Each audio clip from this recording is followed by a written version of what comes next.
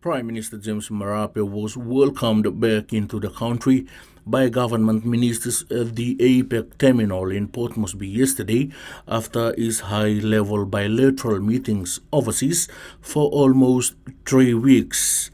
His successful visitation includes London in the United Kingdom to attend the funeral of Queen Elizabeth II and the ascension of King Charles III, to New York City, USA for the 77th United Nations General Assembly, to Brisbane, Australia for the bilateral meeting with Australian Prime Minister Anthony Albanese, to Tokyo in Japan for the state funeral of former Japanese Prime Minister Shinzo Abe, as well as bilateral meeting with Japanese Prime Minister Fumio Kishida and other important business meetings before jetting off again to Washington, D.C. in USA for the U.S. Pacific Islands Summit, as well as a bilateral meeting with U.S. President Joe Biden.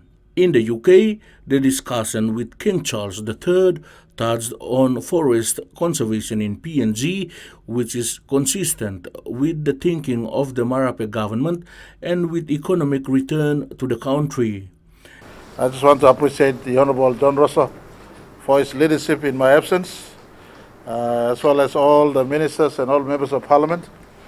Amidst many challenges that we go through, nonetheless, the fact that we keep our heads above water is very important. At the 77th UNGA, Marape touched on forest conservation and PNG's ability to contribute to world food security going into the future, in a speech that touched on many issues.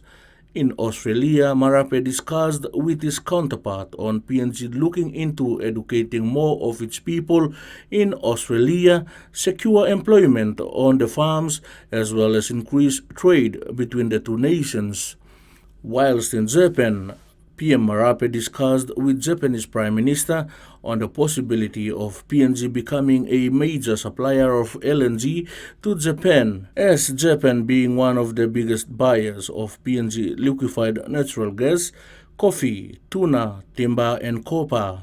The Prime Minister concluded his bilateral meeting in Washington, D.C., where he attended the U.S. Pacific Island Countries Summit and had a person-to-person conversation with U.S. President Biden in the White House, in which several matters of mutual interest were discussed.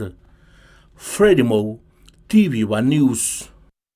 Thanks for watching TV1 News. Please like and subscribe, and don't forget to hit the notification bell to stay up to date with the latest news.